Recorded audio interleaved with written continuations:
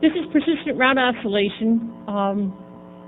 Dave Warden, perhaps I would like to know how many people care about persistent route oscillation. First, I guess I'll define it. Okay, I do at least have, Dave's got 2 hands. So good, there's at least some people. One thing we ran into in the IDR working group last ITF is we couldn't define the problem or who cared about the problem. Oh, okay. Oh boy, I've got checkbooks that were found in the bathroom, so if you think you may have lost something, come up and see Susan, she'll have them. Okay, so we're going to try to go through the issues and solutions. I'm going to go through the problem. John, I'm Sue Hares, I'm with NextHop. Enke's going to go through the BGP route oscillation reduction. John's going to go through as far as the single path solution, and John's going to go through the multipath. And then Enke's going to talk about detection and deployment. I feel like I almost breezed right in there because Enke and John and I have been working for a while. I think we date back to all old Merit folks, but Enke is currently at Redback and doing lots of really interesting BGP work for the last 10, 15 years, about that, something like that. He was at Internet MCI and Redback, and where else have I missed? Cisco, oh, that other word, you know. And John's at Cisco, and before that was with ING. And AADS, did I remember everything? And then Merit. So we've been together, and we've been working on some of these problems for a while. And one thing I think that's most important is we'd like to know who cares if you have problems in your network. If you'd send any of us a note or send the IDR list a note, we'd really like to find out because we got to a question of what problem we're trying to solve. With that, I'm going to talk about the problems in route oscillation, and some of these slides after I read it over last night, I must have had one too many beers at the beer and gear. So what we aren't solving, we're not solving route selection rules. We're trying to really solve that in the latest BGP draft work. 18 is yet coming out, and we're going to discuss 2 problems here, route oscillation with MEDs and route oscillation without it, and we're going to talk about reductions. So let me go through what we're not solving. We're not solving this route selection. If you look at this pyramid, it'll tell you what we're working on as far as route selection, AS path, low storage and MED, EGP, or IGP and IGP path. The last 3 are where you'll see when things get inverted that the oscillation occurs. Well, I said in here the good news is it's done. I think we've got a good thing as far as a consensus on route oscillation. I showed it to someone else and they said, no, I think there's still things left out. Well, send that to the IDR list. We always like more fodder for the grist mill there. In case you're not all on it, the IDR list has been extremely active in the last month, to the tune of my mailbox dies every day. What is the goals of route oscillation changes? Well, we're trying to get BGP so it should be stable and converge. We want less constraints on the topology for route reflection, AS confederations, and IGP metrics, because what we thought we understood from the ISPs is this is important. They don't want to be constrained. And we want it to be robust under as many circumstances as possible. Okay, so here's one example, and I do need to mention that this may be a bit contrived and might not be as natural as some of the examples. But in this case, the node underneath there is announcing EGP routes to C1, C2, and C3, and then they announce it to the respective routing reflectors. And then the route reflectors, and I suppose R1, R2, and R3 actually then advertise their clients' routes to each other. The route reflectors recompute the routes and then withdraw their advertisement. This results in the eventual removal, and this goes through and through. So this is a contrived example, but it shows you that due to this interaction between the IGPs and the IGP statistics and route reflection, you can actually have over-reduction, and you can have the oscillation. Now, this is my favorite example. This is from RFC 3375. I think that's what I have in my other thing when I looked up the RFC. You can find all of this example. Now, this has to do with the fact that you're not doing you're not using any of the BGP MED knobs. You're actually looking at the AS path and the MED. So, for example, the initial route comes into A and B, RB and RC, and in that case, you have gotten it from a different AS, so you don't compare the MED elections. You use the IGP metrics, which is 4 and 5, to compare it, and select RC. RC is sent to RD. RD then turns around and selects RE. Let's see if I can go on to this. Well, then RA and RD announce each other's routes, and RA computes the best route because now RA has RE, which has has a previous AS of 6, and RA has a previous AS of 6, and selects via the MED, which picks up RE. RE then says, okay, I'm going to announce each other, and you end up selecting RE. RE is then sent back, and RB and RE are compared, and you then select the fact you should reduce RB. You then come back and say RE will force RA to reduce that, and again you come back to where once you reduced RE, you have RB and RC is the thing, and then the whole pattern starts over. If you look at the RC, or if you look at my improved slides, which didn't make it up here tonight, this afternoon, you'll go through these particular sequences.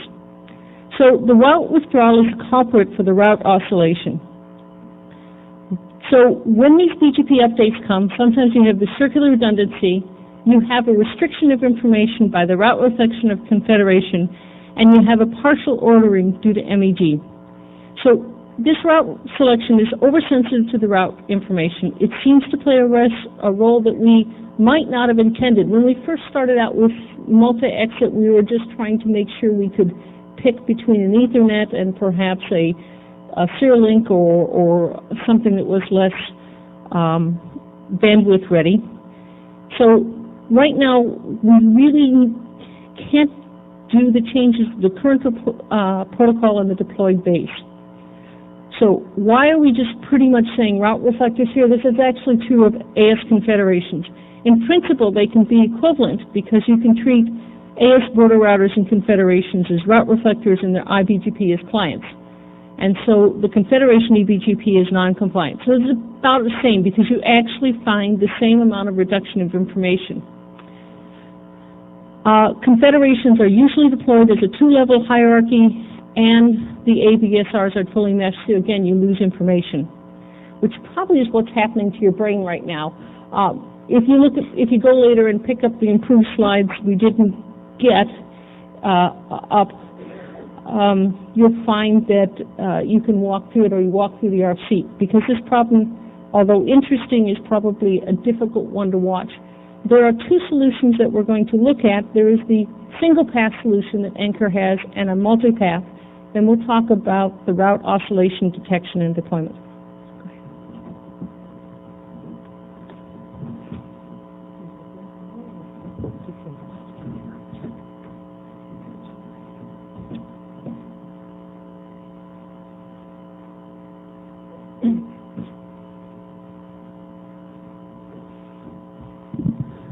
Okay, so my presentation focuses on the single-path solution.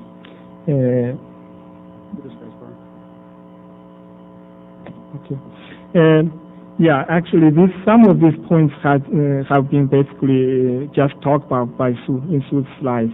So here, let's look at there are a couple of observations on rod reflection and also that involving the rod oscillation. So the first point is that currently a rod reflector only reflects the base path. So what it means is that if the base path for rod reflector is from a non-client peer, is basically from another cluster, and then basically this rod reflector will not advertise any of its client paths to other clusters. So this, it's due to the sequence of events. If the class path has been advertised to other clusters, that path needs to be withdrawn because it only reflects the best path right now. although the collide path is still valid and is still available on the reflector, but that information will not be made available to other clusters. As shown actually in both cases that in Su's slides, but the first case in particular, if it is withdrawn by the rod reflector, that it completely removes the class routing information from other clusters, and so there exists over reduction of routing information by rod reflection if you compare with the case of full RDGP mesh. Another observation is that if we modify the rod reflection, the role of rod reflection to make it a relay path between a client and non-client peers, then we can basically increase the routing information that's available in the network, and so they can be used in path selection. So that's a basic observation, and here's the simple proposal that basically for this fix. Basically, the idea is that to allow rod reflector to advertise different sets of routing information toward different types of peers. More specifically, when we advertise routing information to a client, we basically advertise a route from another cluster. So if we learn something from another cluster, we pass to the client, regardless whether it's best path or not. And on the other hand, when we advertise routing information to other clusters, we basically just advertise the routing information we learned from our client to other clusters. And in both cases, if the overall best path fits into meets the criteria, we should advertise the best path. Otherwise, we should advertise the group best path that is more useful than other paths in route selection. So that's the idea. Here, there are several advantages to this simple provision. The first one is this simple revision basically allows the more routing information to be made available in the network that can be used in path selection. In particular, this approach does not change the current rule that the BGP only advertises a single path for a particular prefix. So the memory usage is basically because of this, the memory usage is basically is bounded, similar to the situation of doing closest exit, because you only advertise single paths to the peers. And it turns out that this simple revision eliminates most of the route oscillations, especially the common ones, including the two cases that was shown earlier. This pretty much, it's very hard to actually quantify this as a protocol change because it only changes the semantics of route advertisement by reflector. It does not change any of the protocol formats or the other mechanisms. The very simple, it's much easier to implement and to deploy because you can just deploy on one router at a time. The disadvantage of this solution is that it does not eliminate route oscillation in all cases. We have a counter example. It's sort of more complicated, but in that case it does turn. So this is just a oscillation reduction. I think that's it. All right.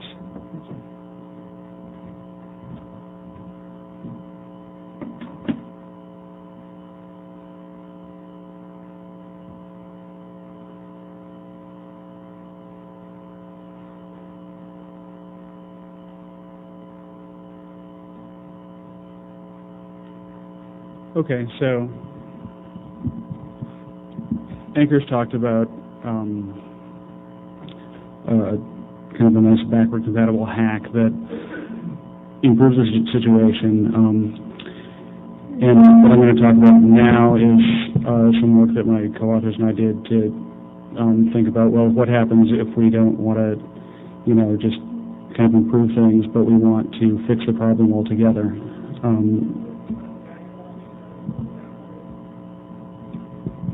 Mic up? Okay. Okay, so just to recap, what are the factors that make BGP oscillate? It all basically boils down to two things. One is information hiding, which when BGP was originally invented, there was no notion of BGP hierarchy, and so it's not really surprising that BGP isn't robust in the face of not having complete information. And then to make matters worse, we've got this partial ordering thing with MED. So we really wanted to fix all of this. So a few observations. First, full mesh IBGP doesn't oscillate, and that's because all the routers in the network have what passes for complete information. So QED, we need more information in the network sometimes to suppress oscillation. So since hierarchy is all about hiding information, what do we need to do? We need to invent a mechanism that lets us send more routes through these aggregation points in the hierarchy through the route reflectors or confed ASBRs. So the trick that you want to do is be able to figure out just which additional routes to advertise without getting back to the memory complexity of full mesh IBGP. So the proposal we came up with is really a proposal in two parts. The first part is an extension to the protocol which allows us to advertise multiple paths without the implicit withdrawal behavior that's in the current BGP protocol. And this is just an infrastructural thing. It can be used for eliminating churn by advertising additional paths. It can also be used for other things that may be useful also, and I'll touch on that briefly later. Now the second part is, given that infrastructural piece, what you want to do is at the route reflector, and I'm just going to talk about route reflectors from now on with the understanding that you can equally apply anything that applies to route reflectors to confeds also. At the route reflector, you want to advertise 0 or 1 group best routes, and by group best I mean the best for a given neighbor AS from the cluster or sub AS to your peers. And we observe that you only need to do this if the tiebreaker for choosing the route occurs below the med step. So that lets you prune the routing or the memory complexity a little bit more. There's other refinements that could also be pursued that generally apply to both this approach and what Enke presented. For example, you can use something dynamic with detection of oscillating routes and only apply the algorithm to that. It's arguable whether you want to do that or not. And I'm not going to show cartoons of encodings or anything like that for the extension itself. You can look at the drafts, which are referenced in the end of the slide deck, if you're interested in stuff like that. So what are the benefits we get from this? Well, it says no. I wrote no constraints on topology. There's it reduces a lot of the constraints on topology that have been written into recent RFCs and drafts and whatnot, saying, well, you need to set your IGP metrics just so, and so on. There's still some basic fundamental topological constraints having to do with reasonable network design, but if we can do this trick of advertising extra routes, you can greatly reduce the constraints on your on the nature of a safe topology. So you don't have to introduce new full mesh requirements, for instance, between your confed ASBRs, and you can relax current constraints in IGP metrics. So I think the biggest benefit to this approach is it fixes the problem. It doesn't just make it appear less often. I think there's a lot to be said for fixing a problem as opposed to papering it over. And one important subpoint to this is that I believe that any complete solution to the BGP oscillation problem is going to require the ability to advertise multiple paths in BGP, in other words, to relax the implicit withdrawal behavior of current BGP. So to that extent, that motivates wanting to get the infrastructural piece, the multipath piece, into BGP, regardless of whether you agree that the algorithm we presented for selecting exactly which routes to advertise is the right one or not. Finally, the multipath extension has other potential applications. For example, multipath BGP that's not a hack, and you may have, if you read the IDR list and have a strong stomach, you may have seen that there's been a lot of discussion recently about, oh gee, how do we do multipath BGP? Well, you don't have to discuss it that much if you have a way of directly expressing what your multipath route is. Another application is route server. Another application could be route monitoring, actually. So what are the drawbacks? There are significant drawbacks. There's more network state than the best external approach Enke just presented.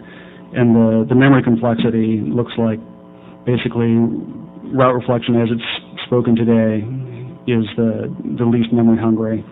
Best external is a little worse than that. Multipath is worse than that. And then flat IBGP is the worst case. However, I'll observe that if you don't use MEDs in your network, if you don't allow MEDs in your network, the memory complexity of multipath is exactly the same as current route reflection because of the rule that says you only have to advertise the extra routes if the MED comes into play. And probably, to my mind, the biggest two concerns are implementation complexity. We're talking about some fairly fundamental changes to how we generate updates, and there's just a fair amount of code work. And then questions of how you deploy and transition to this thing. I think that these problems can be fixed, but it's not as transparently incrementally deployable. And there are some open questions, one of which came up when we were talking yesterday, so I thought I'd put it in, which is, well, doesn't this converge slower because you're advertising more routes? Well, you're transmitting more data when you advertise all these multipath routes, so that's slower, right? Well, but you've got all these new backup paths available that you don't have to transmit after a route's withdrawn, so actually convergence will be faster. I'm guessing that this will be faster. Your network will actually converge faster because you've got more backup routes available, but I can't prove it right now. And here's the references. There's a RFC that talks about the oscillation condition, and then there's two drafts. The first is, well, actually, I should have the second and third in the opposite order. The advertisement of multiple paths talks about the infrastructural piece. How do you advertise multiple routes at all? And then our proposal for exactly which routes you should advertise. And we'll be bringing this up at the IDR meeting in Atlanta. So I encourage you to attend if you're interested. Thank you.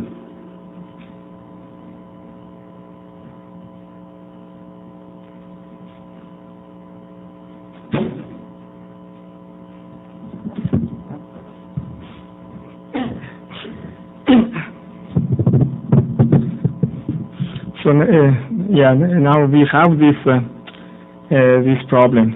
So what do we? After we have a solution deployed, what should we do in the meantime? So let me talk briefly about this route oscillation detection and also some deployment and consideration and workarounds. First is route oscillation detection. It has been pointed out by multiple parties that the persistent route oscillation occurs only with a very small percentage of the routes and in certain network topology. However, if for the affected customer, this is a huge problem. because it's just your connectivity is constantly churning. I think we think that we need to basically proactively work on this issue, basically to detect the occurrence. Once they are detected, I mean the workarounds, there are a dozen of different ways to work around the problem, and it's really very easy to fix them through configuration.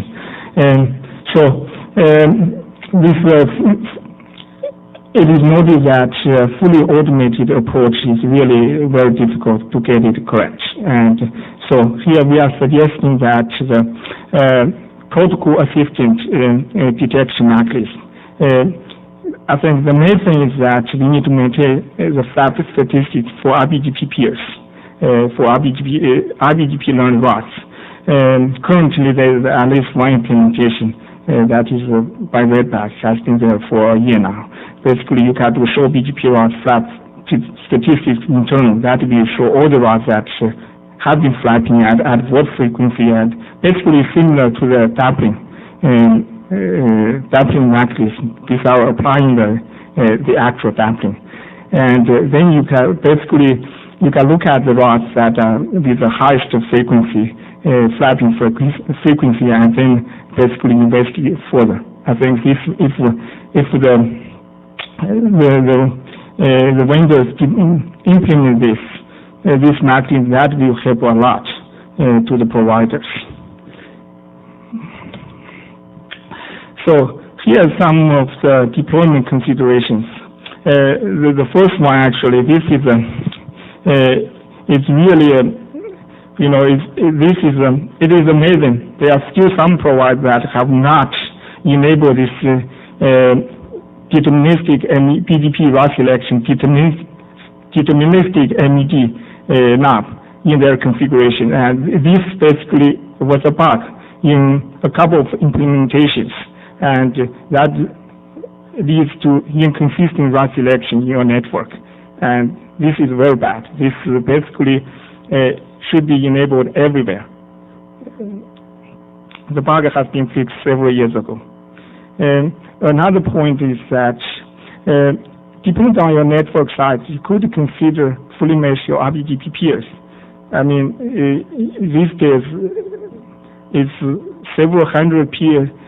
A router that is doing several hundred peers is not really difficult to do. So if your vendor does not support it, cannot handle it, you should ask for it. And I mean, 500 plus peer sessions is really doable. Regarding rod reflection, actually some of these principles also basically applies to confederation, as Sue and John mentioned earlier. For the reflection,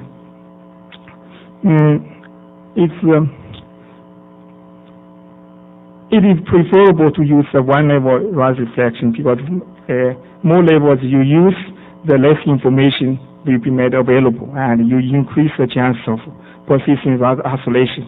And before you go into multiple levels, you really need to think very hard why multi-level is needed. So is that because you are reaching like 100 peers or something like that? You really need to think hard and also work with your rod vendor to figure out if that's this 100 peer, is that a problem or not, before going into multiple levels. And the second thing is that all the clients within a cluster should be fully meshed. By fully meshing them, basically more routing information are made available, and you reduce the chance of persistent rod oscillation.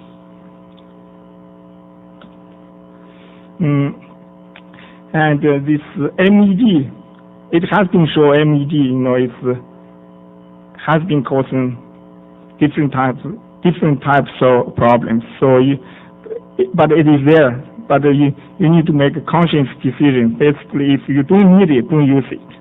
Or put it another way, use it only when needed.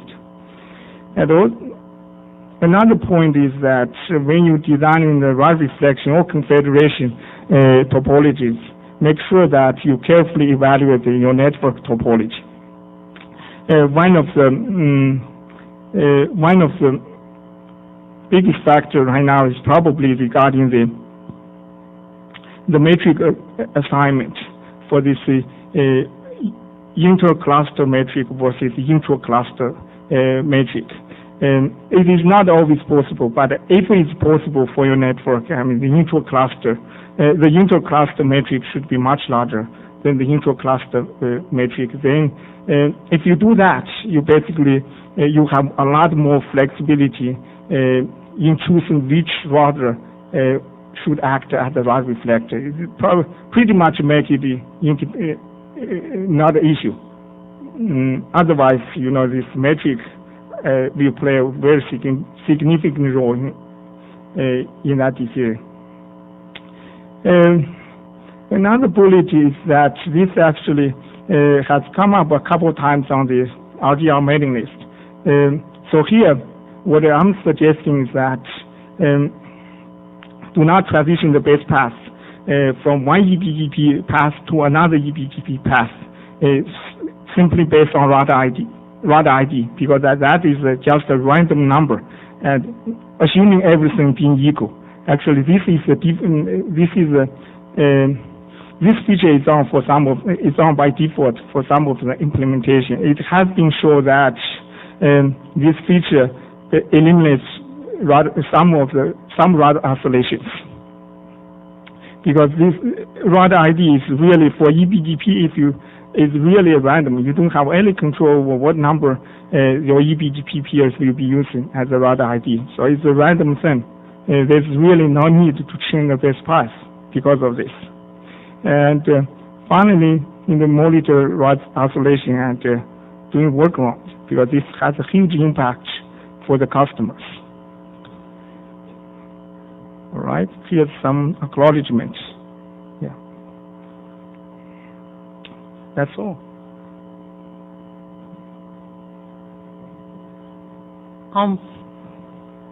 We left a good amount of time for comments, hoping that someone would, those people who cared, would make comments or ask us questions. If not, how many people, I'd like to see an informal, how many people are restricting their topology due to this? How many ISPs are restricting their topology due to these problems? A hand raising would be useful. Restricting your topology because you don't want to have multiple levels of route reflectors, or you don't want to have multiple levels of as confederations. Okay, I see one. Okay. I think that's an unfair question, because depending on how big your network is or how your business imperatives make your network design look like, you can restrict your topology because you can maintain that many number of sessions at the top level. Absolutely. So it's a good suggestion, but it's not necessarily applicable to all people, and we should try and solve this problem for all people regardless of size. Okay, that's good input. Thank you. We are just looking for some input because we ran into questions of what problem we're trying to solve. So I'm trying to poke at anybody who give us input. Go ahead. Hi, I'm Tim Griffin from AT&T. Just some comments, maybe you can respond. First of all, the med attribute is the one attribute that breaks the rule that says, the ranking of a path should not depend on the existence or non-existence of other routes in the table. That's right. And so that makes med an odd attribute, and I would claim that the real problem there is that people cannot understand what they're writing when they write down their policies, because it has that sort of combinatorial semantics that you really can't understand what you're writing. In fact, you can come up with simple examples with full mesh IBGP that has non-deterministic routing when meds are involved. Okay, I can show you that example afterwards. But the point is that the real problem here is that we've got a broken attribute, right? Now, it has very weird semantics. The other thing is that you seem to imply that these non-termination problems with BGP have something to do with MED, or something to do with route reflectors, or something to do with their interaction, when in fact, it doesn't. It's built into the BGP protocol. You can get non-terminating policies. The first example that we gave was without meds. No, but it has route reflectors in it too. So you can just with 4 ASs get a non-terminating set of policies, and so it's built into the protocol. And you're seeing it with meds. Why? Because people can't understand their policies. They write these things down. They cannot understand what the policies are doing because of this, the fact that it's violating the fundamental rule of ranking just the route, not ranking depending on what's in the table. Okay? Good.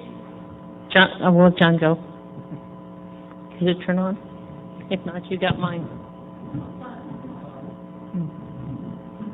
Okay, so just to respond to the MED is a really weird attribute, and it's very hard to understand what it's doing. I couldn't agree more. And for a long time, I was arguing in favor of saying, let's please just get rid of this odd duck because it's a mess. Many of the people in this room responded rather forcefully that that was completely unacceptable. If the opinion of the operator community has changed since then, and everyone's happy to just stop using MED, there'll be 3 people happy. I would that would be just fine with me, and B, your router probably already supports it. You can just turn on the always compare med knob, and you're done. Okay, but a year from now, 2 years from now, we're going to be here again talking about, people are starting to use very complex community attributes to do traffic engineering between autonomous systems. This is going to start causing oscillation eventually, especially when it's crossing autonomous systems that are in the same administrative domain, they're in the same company, where you're not constrained by the peer-peer customer-provider relationships. So the fact is that there's a fundamental problem built into the protocol. There's no guarantee of convergence. You just bumped into it with meds. You're going to bump into it again. I think that's a distance vector discussion, right? Yes, it is, and that's exactly what's happening here. It just happens because people can't understand their policies. That's just my opinion. And you're entitled to it. Yeah, thank you. I guess actually I do want to respond just briefly to the second part of your comment, which if I'm paraphrasing it correctly, is that BGP is a distance vector protocol and it has a non-convergence problem in other cases other than MED. The point is well taken. However, I do think it's the case that for that the MED convergence thing is a significantly greater problem than some of these other things that you and others have shown. They're interesting cases. It would be really nice if the protocol provably converged in all cases. It's just when we bump into it first. Yeah. And bump into it again, I'm sure. Yeah, I'm wondering if you are talking about I remember you and your colleague have a couple of papers on that, talking about probably the global policy versus local policy involving multiple ASs, and I show that there will be some persistent isolation. Yeah, some of this said about interesting, but they are actually, I think the probability of them occurring in practice is lower than this RBGP situation due to the different policies being applied on eBGP boundary. Well, that may be true now, but will it be in 3 years when people are doing very complex policies with using communities? I don't know. And I don't think anyone does. Well, yeah. I do, but I'm not telling. Only joking. John's got his crystal ball back here. You haven't seen it. Any other questions? Comments? Any other thing I can poke out of comments. We welcome comments about this. Alex, I think that summarizes my attempt to get more input for you. I've tried. You going to try, Dave?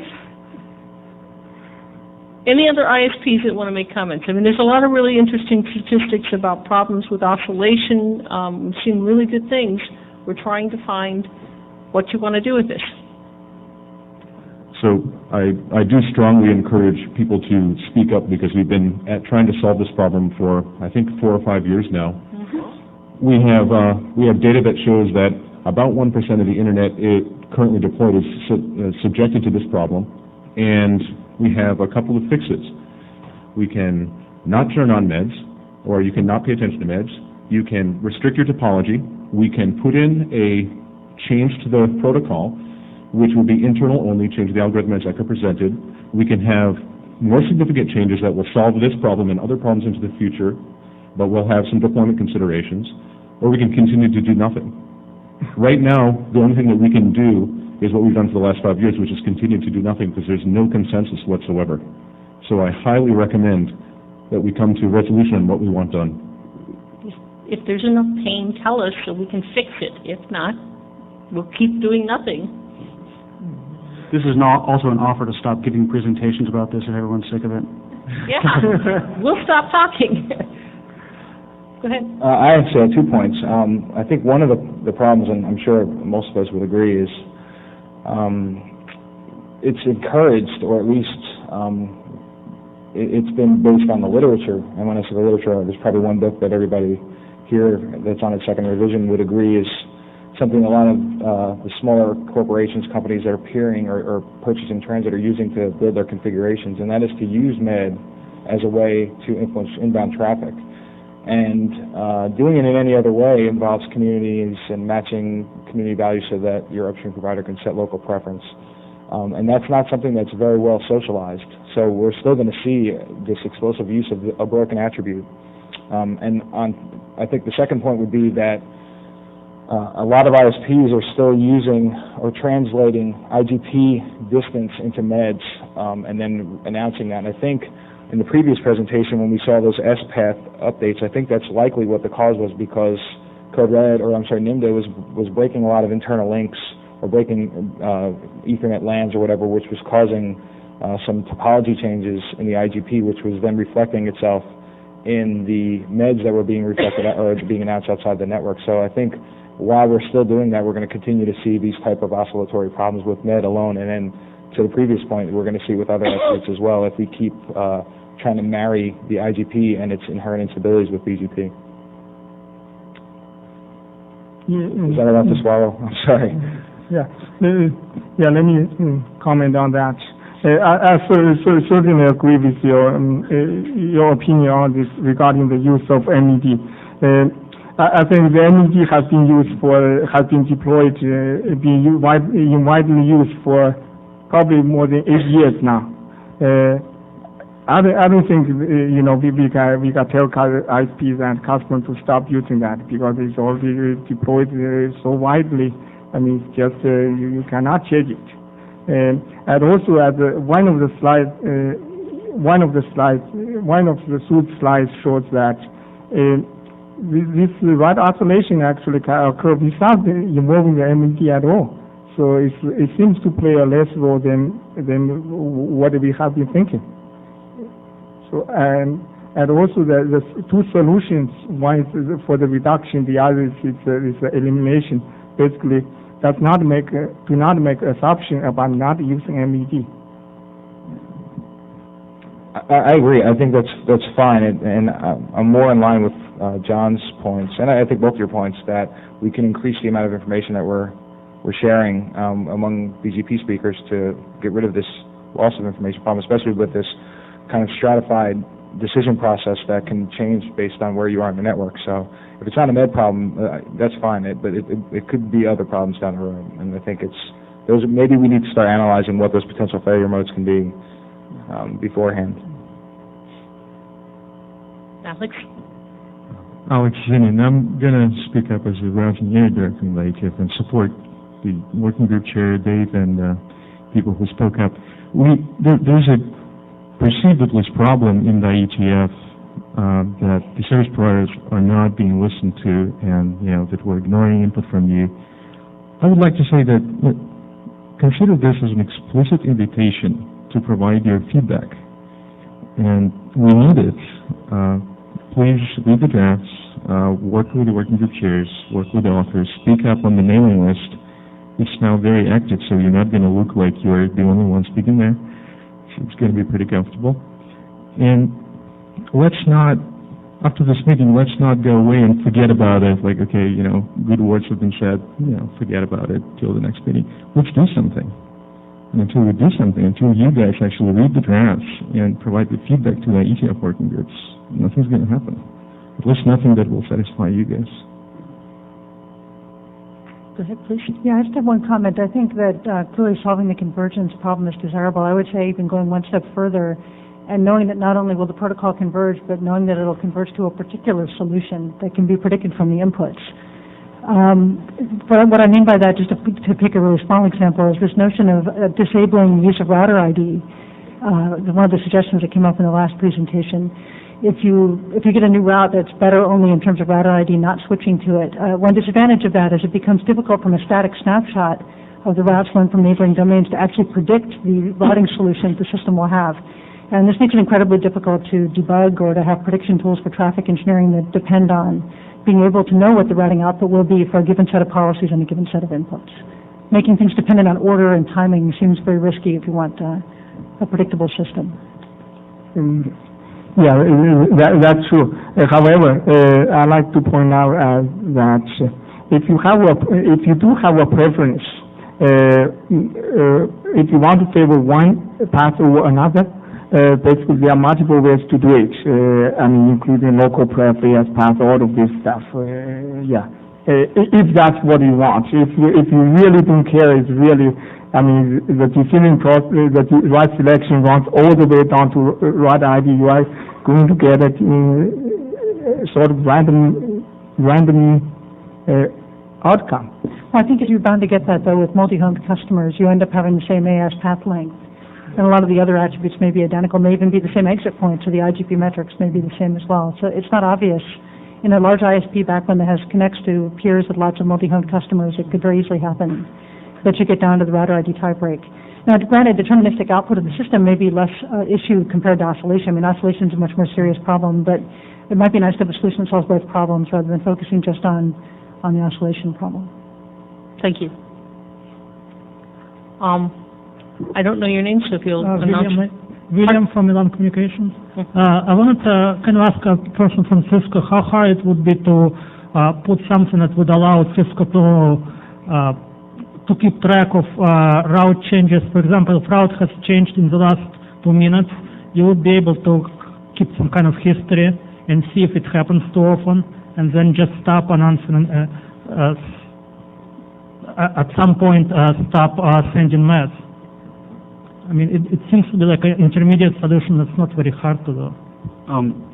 Are you talking about having an automated system to detect the fact that an oscillation is occurring, or are you talking about an automated system to detect it and then transparently fix it, or are you talking about something else? Probably both, but the second one, automatically fixing it, might be better left to the engineer to decide whether they want it. I agree. I think that it's very reasonable to ask for an automated way of detecting that the problem is occurring, and that's what Enke referred to in his talk also. I Right, think I put that up for you behind. The most important thing is basically to keep a history of all BGP changes within the last. Yeah, that's what it does. Currently, if you look at pretty much every router vendor has implemented router flat damping based on Curtis work. And that code can be easily, that applies to eBGP today. That code can be easily adapted to maintain statistics for RBGP. And it's probably a couple of days work, that's all. Okay, so why don't we do it? You're probably right. Okay. Why don't we do it and allow some engineers to work with it and then decide on some other future meeting if it's working well or not? So probably can have it done tonight. Please let your account team know. DJ? Okay, just to reinforce what Jen was saying earlier, non-deterministic path selection based on order in which you received the route is not acceptable. We actually had that turned on for us by Cisco, who were trying to help us get a better load distribution. The first thing we did after a couple of router reboots, totally changed our traffic patterns, was to turn the stupid knob off. So that's, at least for us, that's not a viable. Yeah, I can respond to that. At that time, I was still at Cisco, and it was a bug. It was fixed. Okay. Any case. Can you boys take that one outside? No, I mean, this is something that is still in 12.021. You know what I'm talking about, John. The second part is, it's not that ISPs don't really know what we are discussing here. It's that most people don't care. So if you can fix this problem by sending more BGP information, and our memory usage gets from 80 megabytes to, say, 100 megabytes, most people will not care. Just go ahead and fix the problem. And just put it in. I mean, you've already, done enough stuff to us that this will be a minor change in the entire history of it. So just fix the problem. Yeah. Don't wait for consensus from ISPs. You're sitting here waiting for ISPs to come to you to tell you what they want. And the thing is, most people don't know what it is that they want, and B, they don't care. Well, maybe 20 ISPs who will understand what we're talking about here in the entire internet, and out of those, maybe 3 are here. Yeah. So I suggest you just fix the problem and not tell anybody about it. Thanks. So as you see, there are a couple of solutions on the table. I think we will fix this one way or the other. But regarding the memory utilization, how much increase it will be, it really depends on whether you are using closest exit or not today. If you do, then it probably will not increase much. But if you do not, once you turn this on, it can double or triple the memory utilization. Comment. I don't know why you're talking about route flat dampening. Route flat dampening just makes persistent oscillation go real slow. And you know what? It doesn't get rid of the oscillation. It makes it harder to debug. I think you're missing Anker's point, which is that the machinery that you use for route flat dampening can also be used in basically a listen-only mode to identify flapping routes, so that the operator can do something about it by hand. Yeah, just maintain statistics for RTGP routes, not dampening. And then how does the operator tell that this is due to NED and not something else? That's how they earn their exorbitant salaries. And that's why we spend so much money on things like that, isn't it? I mean, this is a very difficult thing to debug. But I think this is the first step, right? At least you have some tool to deal with it. Right. Your point is taken again, but I think we need to, crawl before we can walk, before we can run. I think most of the ISPs already know about this problem. The problem is that our customers don't understand why we don't carry the traffic to the closest peers. Let's just say from DCA to Sunnyvale or something. Most of our customers get very upset when we hand off the traffic at the closest exit instead of us carrying the traffic as much as possible. So it's more of a business reason than a technical reason. Okay. Thank you. Jeff, and then that's the last question. Susan tells me we're out of time. Thank you for the input all. It's not even a question, it's a sort of suggestion based on an earlier comment. We who are implementing BGP probably should provide to our users output that shows, we do show IP BGP or whatever, that shows where the tie breaking is happening. So people who are trying to do something like traffic engineering can say, well, we're tie breaking at router ID, do it differently. Yep. This is probably a very good comment. Okay, thank you very much for the input. Please don't make it the only input. Alex and I are pleading. I think we're down to, and VJ, we did hear just fix it. That's a really good input too. Thank you.